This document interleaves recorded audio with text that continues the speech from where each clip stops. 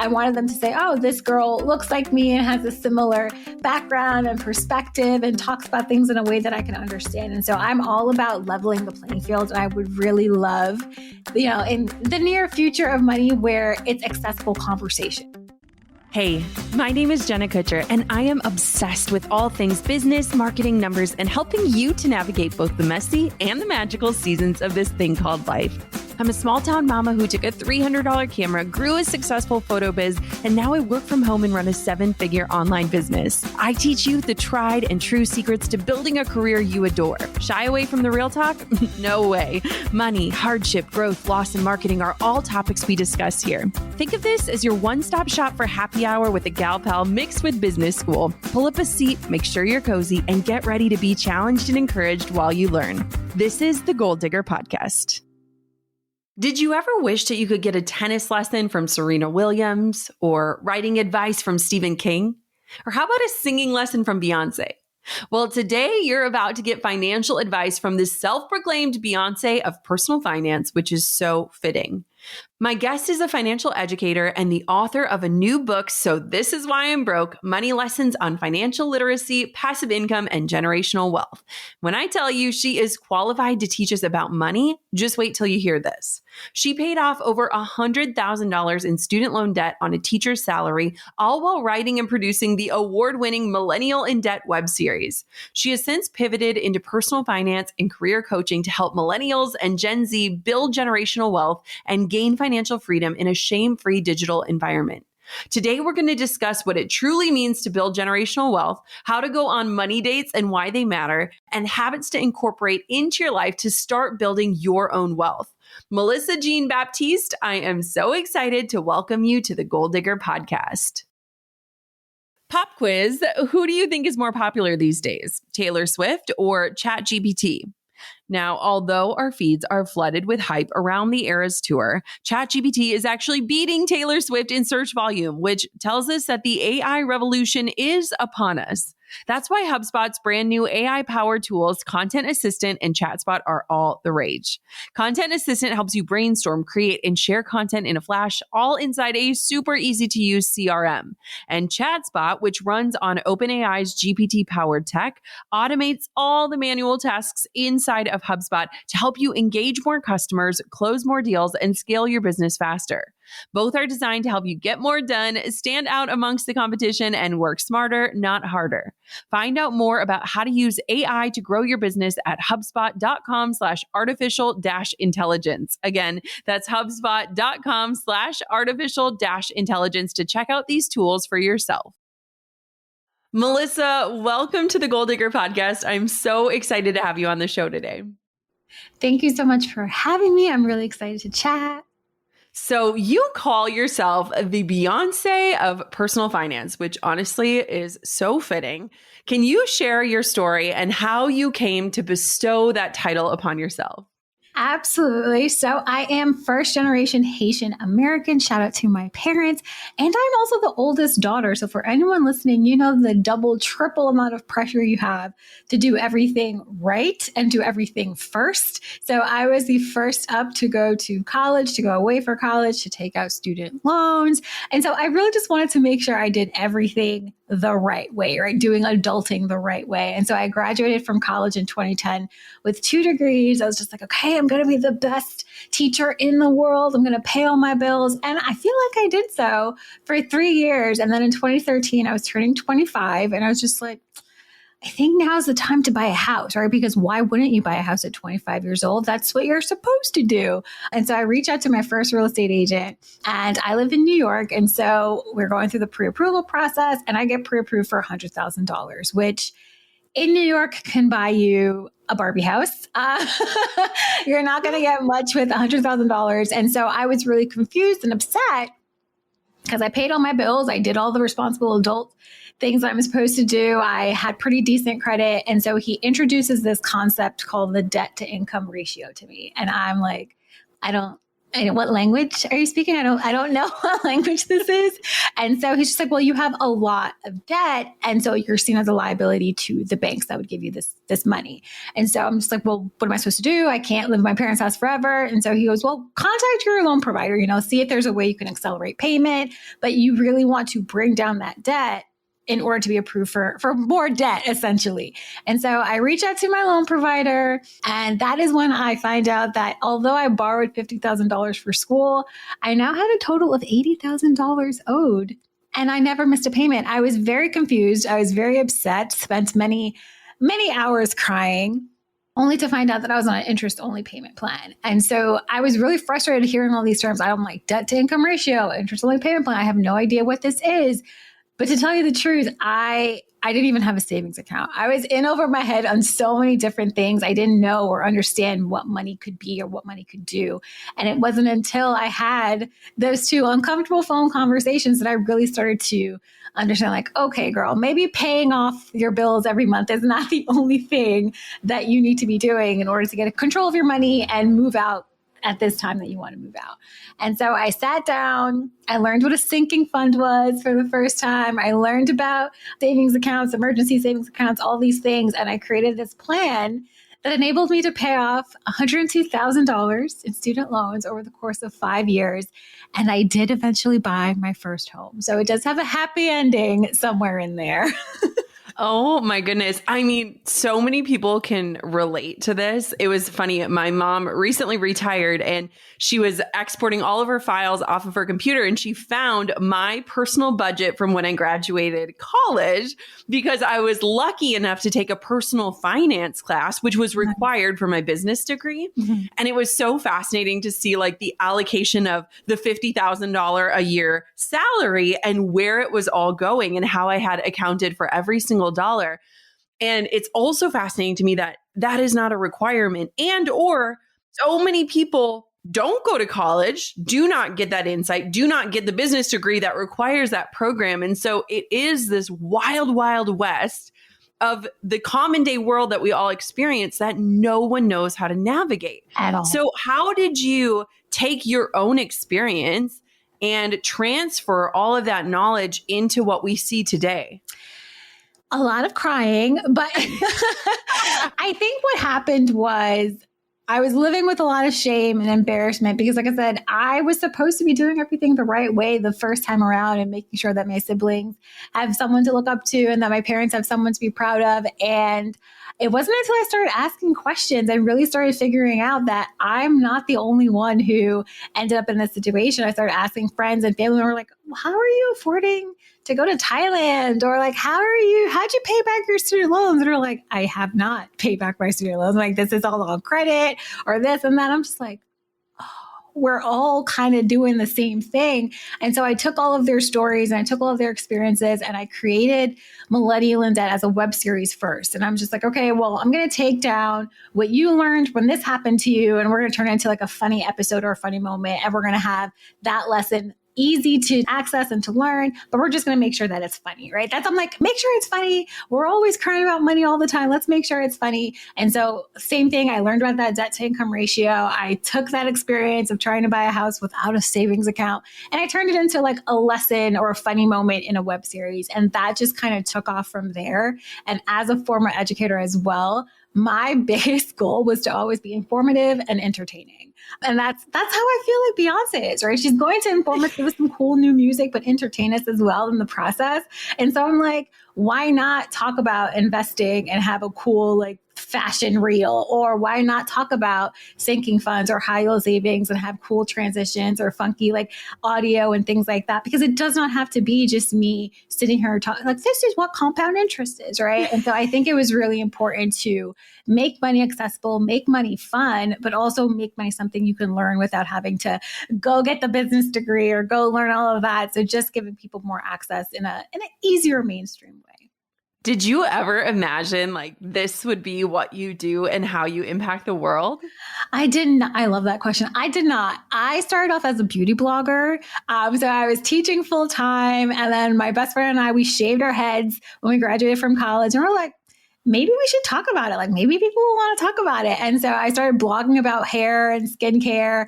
And I was like, I don't really like that. I'm just going to stick to teaching. And then I'm like, oh, maybe I'll talk about money. So I had no idea that I was going to be on the internet talking about money or writing a book about money. But I'm really happy that this journey kind of brought me here. It's kind of cool. Oh my gosh. Okay. So let's talk about a specific topic. So something you are so passionate about is generational wealth. So let's break this down. I was recently with a bunch of girlfriends. We were sitting around a pool on a girls' trip, and I started talking about generational wealth in that we are finally getting like financial advisors so that our children's children can be impacted by this first generation of success that I found myself in. So first, what is your definition of generational wealth, and why is it something that we need to talk about more? I love this question. And I think it's really important to not only talk about generational wealth as like that Google definition, but what generational wealth actually means to you personally, or what it means to your family or to your legacy. Because what generational wealth means to me is leaving behind not only just the funds and the access to the money for generations to come, but also to the education and the knowledge, right? And so a friend of mine, I think a year or two ago, asked me, well, what am I going to do to ensure that my great grandchildren understand stocks and bonds and investing, and they're not just going to have this money dropped in their lap and then lose it all? And I sat there, I'm like, oh, okay. So, so it's not just passing down the money. I want to make sure that that money is providing access for centuries to come and, down my lineage. And I think that's a lot harder because unfortunately, right, when we're like, okay, something comes too easy, I don't need to pass it on. I think about it the same way with language. So first generation, I do speak 3 languages, but my cousins and their kids, they're like, we only speak English. So I want to ensure that when I'm passing down generational wealth, I am passing down the tools as well to make sure that we continue this process even when I'm not here. And I think that's what's so crucial to the legacy is that when you're not here, does your message, does your motto, does your vision continue to grow without you here? That is so powerful. One thing that I don't think entrepreneurs talk about enough, a process we recently went through, especially having 2 young children, is we started doing like estate planning and trusts and all of that kind of thing. And it was really interesting because my husband felt so uncomfortable talking about like what happens when we die. And I felt so empowered and at peace being like, when we die, there is this plan. But it was almost like a game of being like, when would our children get access to this? And what stipulations do we want to place around it? And what decision-making skills do we want them to bring to the table before they access? And I love that you're talking about not just handing down the asset of finances, but also the knowledge around how to make the most of it and make the biggest impact with it, which I think is something that is often forgotten or not necessarily thought of when we talk about this idea of generational wealth. I think we picture like the trust fund kid that's kind of douchey that blows it, right? Yes, that's 100%. And that's what I want to avoid. So my friend's like, well, not every generational wealth story ends like the Rockefellers or the Mars family.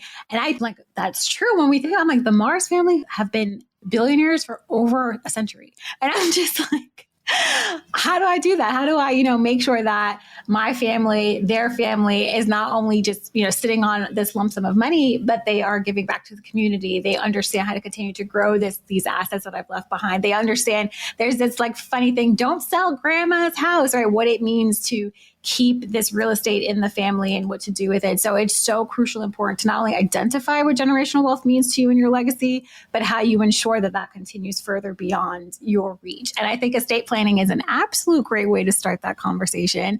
I was like kind of in the middle. My father really, really, really wanted to make sure that his estate was planned. And I was a little younger at the time. I'm like, no, I don't want to talk about when you're not here, when you're gone. But now it's like, okay, that is probably one of the smartest and most intelligent things that you can do with your money is prepare for who does it go to, what happens to it when you're not here. And so it doesn't just get locked up in like legalities and all these things. So it's very important to generational wealth that you estate plan.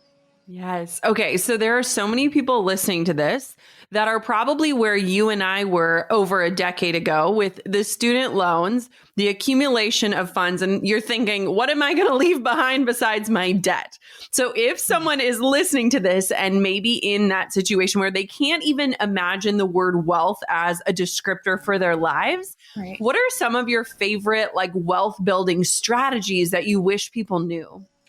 Yes. So I always say you cannot save your way into wealth. And my father laughs now because that was his biggest financial, advice when I was growing up as a teenager, going to the mall. He's like, save your money, save your money, save your money. And I do wish, we all learned a little late, but I do wish he would have taught me what a Roth IRA was at 16. I had no idea that I could have started investing because I had a part-time job.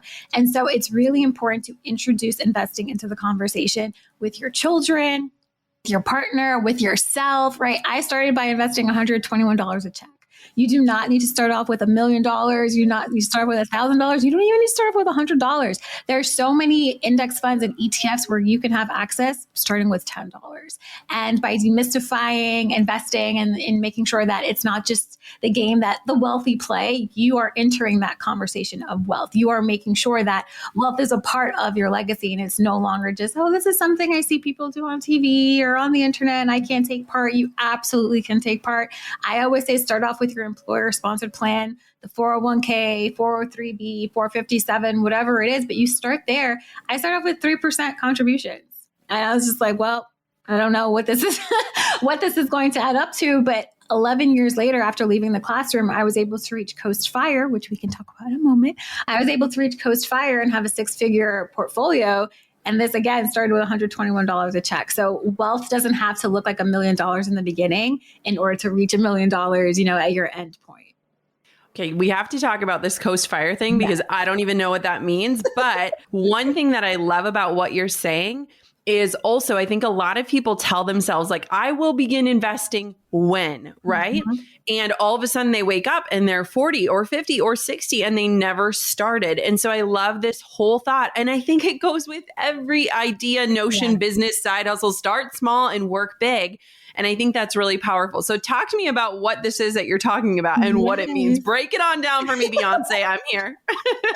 So FIRE in general is a concept that came out early 90s. It stands for Financial Independence, Retire Early. And again, much like generational wealth, retirement looks different for everyone, right? So some people are like, I want to work till 65 and that's okay. Or I want to work until 45. I don't want to work at all, right? And so you get this concept of FIRE and there's so many variations of it depending on how you want to live, what your lifestyle consists of. And so Coast Fire is not to be confused with, oh, I can retire right now because I've reached Coast Fire. What Coast Fire means is I've front loaded my investing early on so that compound interest is going to work its magic. And that if I retire at traditional age, which is 65, I will have enough money in my portfolio to sustain my life without having to have a full-time job anymore. And so for me, my FIRE number is $1.7 million. That is how much I would need to be able to spend annually around $60,000 a year. And so what you want to do if you're trying to figure out Coast Fire, you need to first go on a money date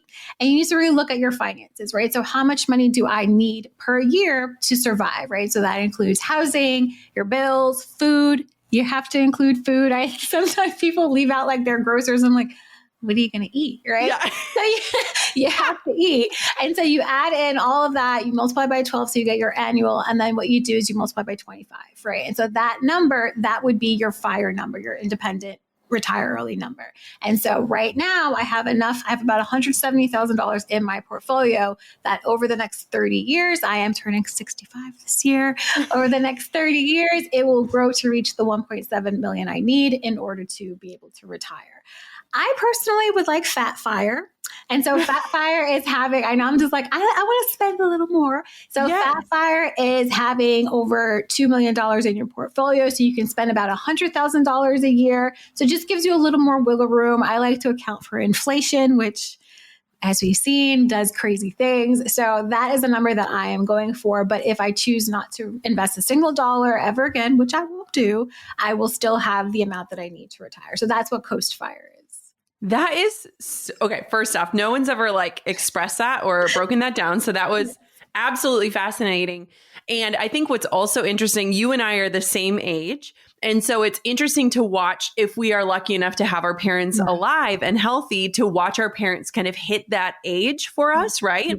And so it's fascinating because I think that a lot of times we discount the power of watching the people we love experience these thresholds that we might not have even been anticipating in our own lives. And now we're seeing them go through these experiences and also seeing how these decisions being made in our 20s and our 30s and our 40s really stack up to help set us up. What would you say for someone, Melissa, who wants to enjoy their money now, but also enjoy it later? Because I feel like a lot of times in the business world, specifically with entrepreneurs, we often feel like we either need to withhold that enjoyment now so that we can enjoy it later. How do we find that balance? Yes, everything is soft life, especially if you're ever on TikTok. It's like luxury, soft life. And I love it because when I was on my debt payoff journey, I was operating from a scarcity mindset almost the entire time. So I was like, I'm not getting my nails done. I'm not buying at the Starbucks. I'm not doing this. I'm not doing that. Because honestly, it felt like I didn't deserve it. It felt like, oh, well, you got yourself in this mess. You're in this debt. You are educated. You should have known better. So deal with it. And after I pay this off, I'm just like, you still want to live your life. And so when I started going on much more thought out and mindful money dates with myself, I'm like, I'm going to put myself in my budget.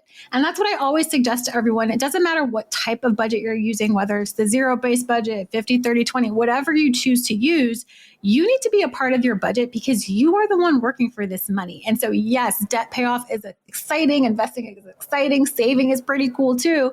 But sometimes I really just want to go to Sephora. Sometimes I just want to go to Target and I don't want to feel ashamed. I don't want to feel embarrassed. I don't want to feel guilty. And I also don't want to, sidetrack my money goals and things that I have in mind for my present and for my future with my money. And so by setting aside this self-care money on a monthly basis, I'm giving myself the opportunity to live that soft life, luxury life within reason. And I think always doing that within your means. It doesn't have to be $1,000. I think people get caught up on well, how much should I set aside for myself? Whatever works for your budget. Right. So whatever that glorious gap, which I love, is the amount of money you have left over after you've saved, you've invested, you've paid all your bills. What do you do with that money left over, right? How do you use that for yourself? How do you use that for your future self? And so personally, for me, I set aside $400 a month. And that could be to get my nails done, my hair done, skincare products, whatever it is. And when that 400 hits zero, then I'm like, okay, I've treated myself quite enough for this round. And if I don't use all the money, it just rolls into the next month. And so I always have some sort of money for me. And I think that's really the great balance of paying off debt, in saving, investing, trying to buy a home, and still being able to take your little fun random trips to Target. There's nothing wrong with that. I love a good Target run. I love a good Target run without my children in the cart because that feels like a luxury. One thing I love, Melissa, is even when my mom had sent me back that budget that I made when I was ripe out of college, I had movies, going to a movie. I don't remember the last time I went to a movie. I'm pretty sure it was Sing 2 or Encanto, but it was really cute for me to see that I had budgeted that. And I think cute is the wrong word because it's powerful. It's powerful to know. So I was watching a TV show last night on Bravo TV and the girl went on a blind date. And my husband and I, we've been together since we were in our 20s. We've known each other since we were 18. And we were saying, oh my gosh, I can't imagine going on a blind date these days. Talk to me about a money date, because for a lot of people, it is going to feel like a blind date. What is a money date? How do we do that? What does it look like? And does it end with a goodnight kiss? I love these questions. So it's kind of funny. So my first money date was a horrible date. And I talk about it all the time because I'm just I was not prepared for what I was going to learn about myself. And so on a money date, and it could be anywhere, a lot of times I'll do it with pizza just to give myself okay, we're about to look at the numbers, girl. Yeah. And so you could do it in your bedroom. You could do it in a coffee shop, wherever you feel comfortable. But you want to make sure you're prepared to be vulnerable, financially vulnerable with yourself. Right. And that's who you always need to be vulnerable with first before you're vulnerable with family members, partners, things like that. You need to know what your numbers look like. You need to know how they make you feel. You need to know what that plan is that you have for your next steps. And so what you want to do is you want to grab your all your debts, all your savings accounts, checking accounts, bills, everything, kind of just have it in front of you. I always do like these big grand gestures, like it's paper everywhere. It's probably digital. It's probably on your iPad, wherever it is. You want to have all that documentation, and you want to start off with your liabilities first. That's the not as fun part. So anything you owe, student loans, personal loans, car loans, mortgage, all of that adds up on one side. And then you're going to add up all your assets. The first money date I went on, I was 25. I had no assets. I had an old car, and I was just like, okay, I don't really know how this adds anything, of value to my assets. I didn't have a savings account. I had a checking account with less than $1,000. And so it was a really ugly picture for me to see of my finances. And I calculated my net worth for the first time, and it was negative. And it was just filled with tears. And I felt like I failed. I felt like I had no idea what I was going to do, how I was going to get myself out of this, how I was going to tell this to my parents. I would be so ashamed, so embarrassed.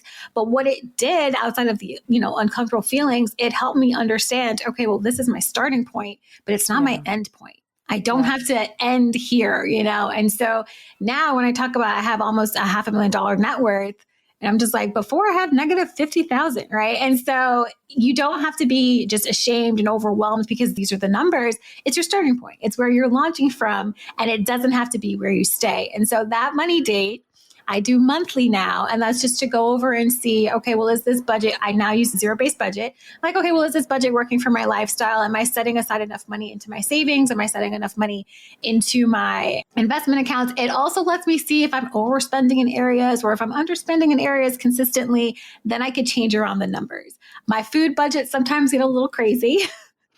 And so going on these monthly dates helps me realize, okay, well, maybe we can cut back here. Maybe we can add in a little bit here. It also will fuel your money dates, will fuel your side hustle, right? If you're like, okay, I need to make extra money because my budget's really tight, you're going to say, okay, well, I need to make an extra $500 a month to, feel a little more freedom in my money. So money dates will help with so many things. And then if you do have a significant other, money dates are really great to go on together.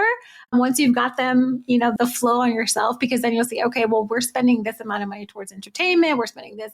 It's just really more comfortable conversations, I find.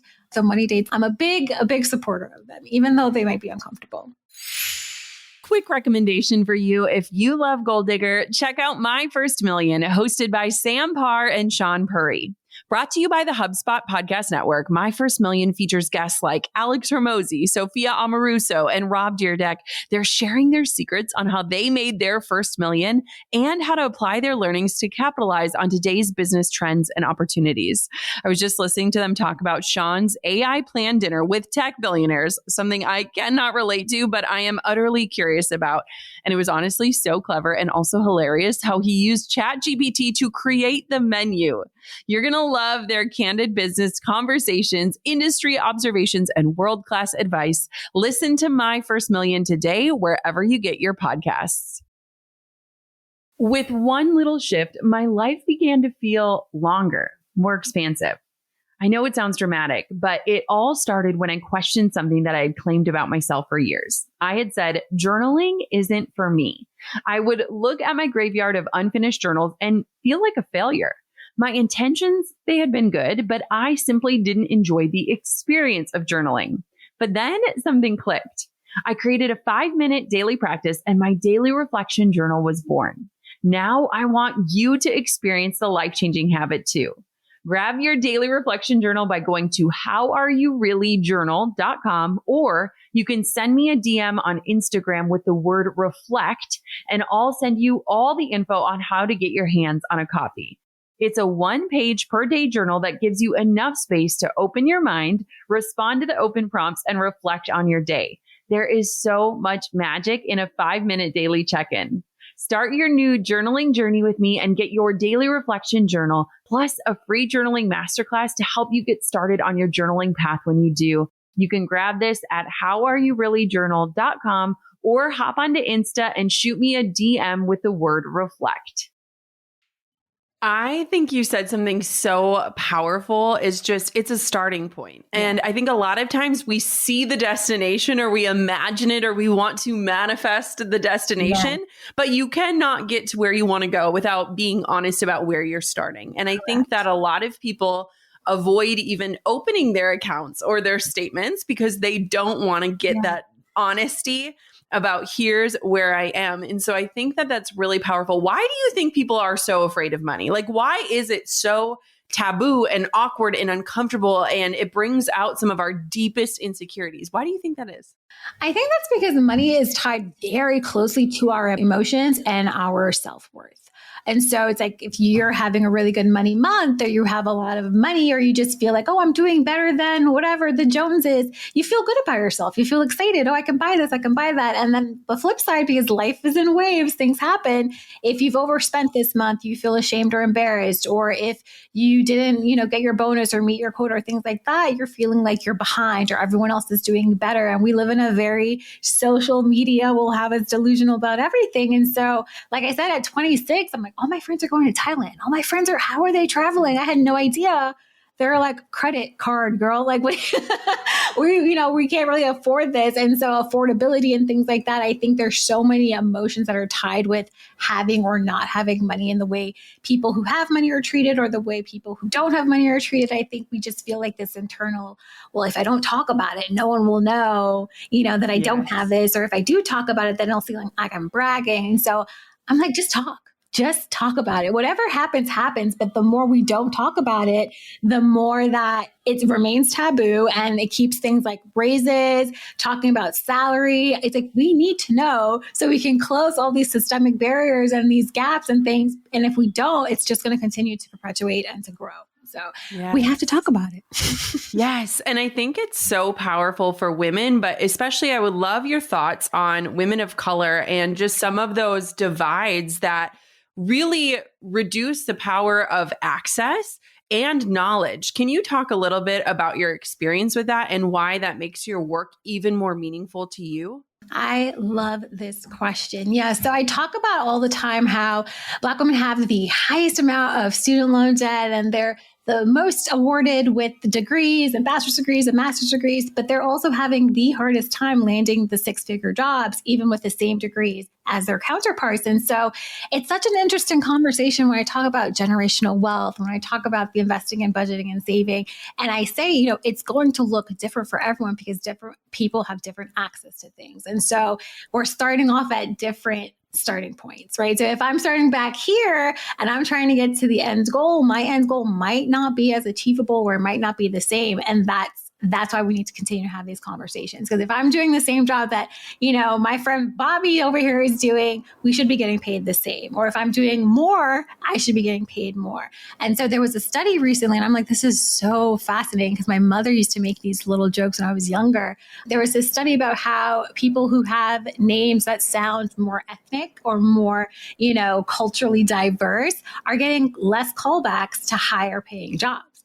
And I'm just like, and then we release these stats where they say, well, African Americans make the least amount of money. And I'm like, well, these conversations need to be had in tandem, right? We need to say, well, this could possibly be why, instead of the broad narrative of, well, pull yourself up by the bootstraps. Everyone's got the same 24 hours. Money is out there. It's like, yes, money's out there, but it's different ways to get to it. So I think it's super important that when we talk about generational wealth and building, financial freedom and how to gain access to these things, that we talk about the different accessibility points for people of color and how they have to go a little further, or even sometimes even way further, in order to reach those same levels that are just easier for other people to access.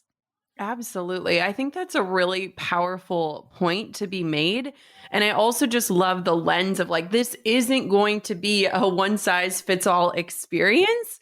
I think that acknowledgement is super powerful. And it also enables people to take a good hard look at their own circumstance and access and how that can impact their own success. I listened to a podcast, How I Build This. And at the end of every episode, he asks like how much of it was luck and how much of it was skill. And even just asking that question really opens people up to analyze, well, what was the ratio there? And I think that even in situations and the discussion around privilege and access, I think that's a really powerful thing to be introspective about, especially when you're teaching about a topic that, impacts every single human being. Yes, that's why I'm always say financial literacy is a great game changer and it balances a lot of things, but it's not the only step in order to build generational wealth and gain financial freedom. It's one piece that plays, the puzzle is much bigger and different for everyone, but that's just one piece. So I love financial literacy. I love talking about budgeting and saving, but I'm always mindful to know like, okay, this budget might not work for someone who has a family. This budget might not work for someone who comes from this socioeconomic background. So I have to offer alternatives or I have to at least address that, right? And I address my own privilege whenever I talk about paying off student loans and how I was able to side hustle and do things like that. I am very, very adamant about the fact that I also was able to live at home. Right? That is a privilege that not everyone is going to have. And so I did not have that byline in my budget. And so to say like, yeah, you could just side hustle and do all of that. And it's like, girl, you didn't have to pay rent, right? So these are the things why it's so important to not only acknowledge your own privileges in certain financial circumstances, but to point out how it changes the trajectory for the outcome. And that is something I'm very passionate about and adamant about sharing in, all financial journeys. I love that.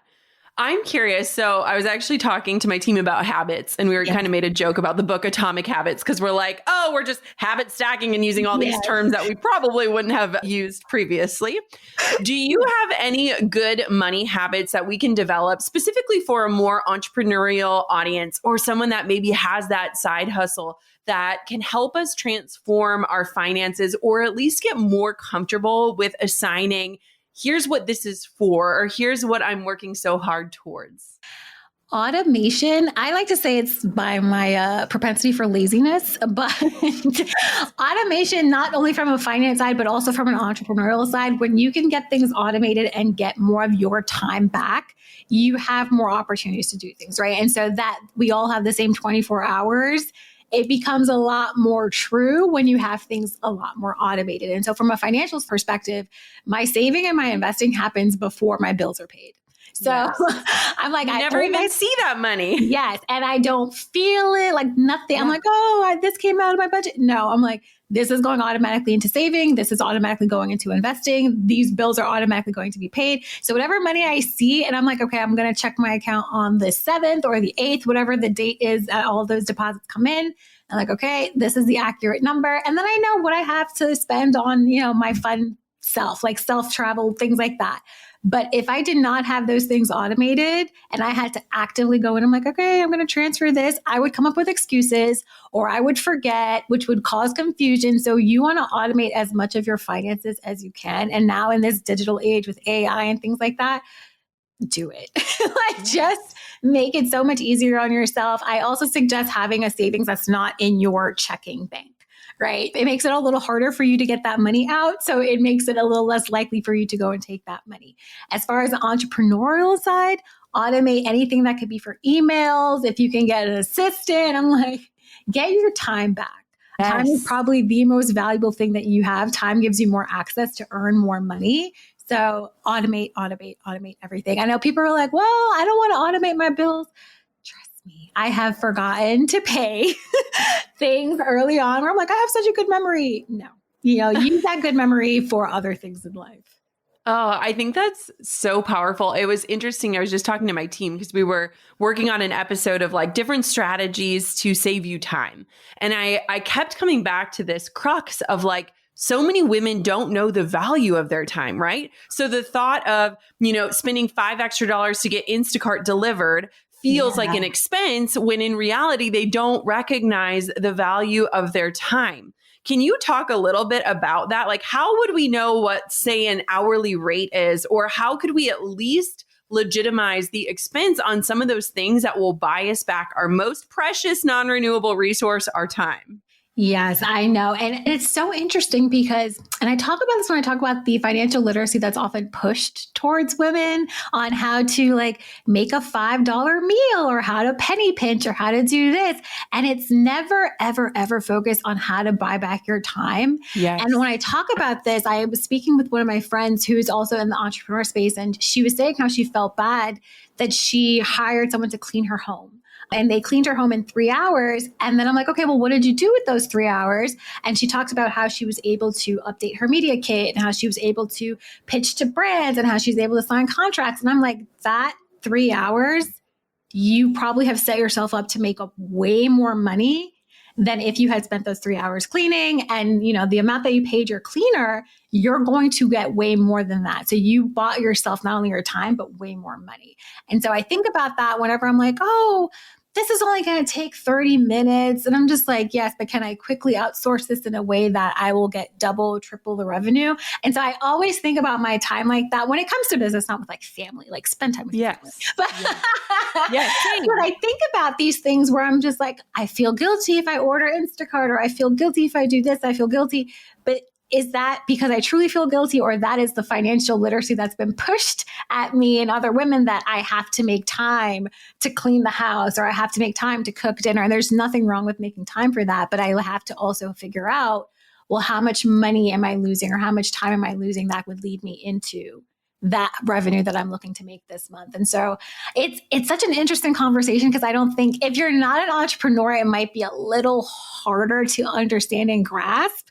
Yep. But all my people who are not entrepreneurs listening, trust me, sometimes it's worth it to just get the time back to do something else, even if it's not to make money, even if it's like, well, if I, hire this person to do this, I can take a yoga class, or I can go to Pilates, I can do self-care for myself for an hour. That is also worth the exchange. So it's definitely something. And I would say, even to do it during a money date, to sit down and add in, okay, if I do Instacart twice this month, or if I order, this, or if I have someone to come clean the house, I'm going to put this as an investment, and this is what I'm going to get in return. Yes. I think it's very, very valuable and powerful to do so that you can check in with yourself and see how you want to spend your time. Absolutely. I always think about the line of like, yes, you can do it, but should you do it? And are you the one to do it? Like, even in the house cleaning example, like, there are things I could do, but one, I don't enjoy it. And two, I never get around to it. And so it's like, if I can pay someone and shift the money to them where they actually enjoy what they're doing, that's what their gift is. And then in the time that I'm saved, I can generate more money. It's just this really interesting trade-off. But I agree. I think so much of societal conditioning, especially for women, is focused more on saving instead of spending when it comes to time. And so I think that's really powerful. So you recently wrote an amazing book. This is Why I'm Broke. It's Money Lessons on Financial Literacy, Passive Income, and Generational Wealth. Yes. Talk to me a little bit about your book and why a listener should go out and grab it. Yes. So it is my baby. I did not find a personal finance book written by a woman, written by anyone that looked like me, sounded like me, approached money in a way that felt comfortable and exciting to me until 2018. And it was The Broke Millennial. And I was just like, oh, this is written by a woman. Like, oh, she's not telling me to just like save. And so I really enjoyed that aspect of that book. And so I wanted to create a book very similar, where someone who is just learning about money, or experiencing money, or wants to figure out how to grow their money, will see someone that's not like a Wall Street button-up suit and just things like that, and saying, penny pinch. I wanted them to say, oh, this girl looks like me and has a similar background and perspective and talks about things in a way that I can understand. And so I'm all about leveling the playing field. And I would really love, in the near future of money, where it's accessible conversation, where it's not like, this is the fancy thing I'm talking about and this is what it means. No, it's just like, this is what it is, and this is how you approach it, and this is how you interact, and this is how you grow to $1 million, and not make it seem like something that, if I didn't go and get a finance degree, I'll never be able to do it. And so I think one of the biggest things was making sure that my parents could understand, because they are, like I said, from Haiti, and they came over when they were pretty young. And so even them learning about money and learning about investing, one, it shows like it's never too late. My parents are in their 60s, and that they can understand and access this book, and just people from all generations and all cultures can access and find something they can connect with, and just also laugh. Right? Money sometimes is so stuffy. Just get a good laugh. I talk about how I overdrafted for coach seekers that I don't even know where they are now. I'm just like, they clearly weren't that important to me. And talk about one of the real reasons why I wanted to move out of my house is because I didn't want to, just have to keep hiding my adult activities from my parents. And so I think when you can have a good laugh and learn and access and things like that, that makes it a real true experience. And that's what I want this book to be for people. Amazing. Where can everybody find out more about you, what you do, and where can they get their hands on your book? Yes. So I am Millennial in Debt on all social platforms. You can get the book at sothisiswhyimbroke.com or anywhere they sell books. And, shout me out, tag me, and I will repost. I'm really excited to see everyone's interaction with the book. Oh my gosh. Thank you so much for coming on the podcast today. This was an incredible, incredible conversation. You asked the best questions, by the way. No, thank you. I'm going to be honest. I love talking about money. I feel like access is granted, doors are opened, and awareness is expansive when we talk about money, specifically as women. But I love how Melissa is leading the charge for women of color as well. This episode was so insightful. It gave so many action items that can allow us to really understand topics that feel so nuanced and complex, like generational wealth and savings and investing. I absolutely love today's episode. I hope you took notes. And as always, take this information and turn it into real action in your life. Don't forget to grab a copy of Melissa's book, So This Is Why I'm Broke. Grab it wherever books are sold. And of course, until next time, Goal Digger, keep on digging your biggest goals. I'm over here giving you a virtual high five because you just finished another episode of the Goal Digger podcast. Did that go by way too fast for anyone else? If you want more, head over to goaldiggerpodcast.com for show notes and all the discount codes from today's sponsors. And if you're looking for a new crew of movers and shakers like you to bounce ideas and ask questions, be sure to join my exclusive community for Goal Diggers on Facebook. The link's waiting for you at goaldiggerpodcast.com.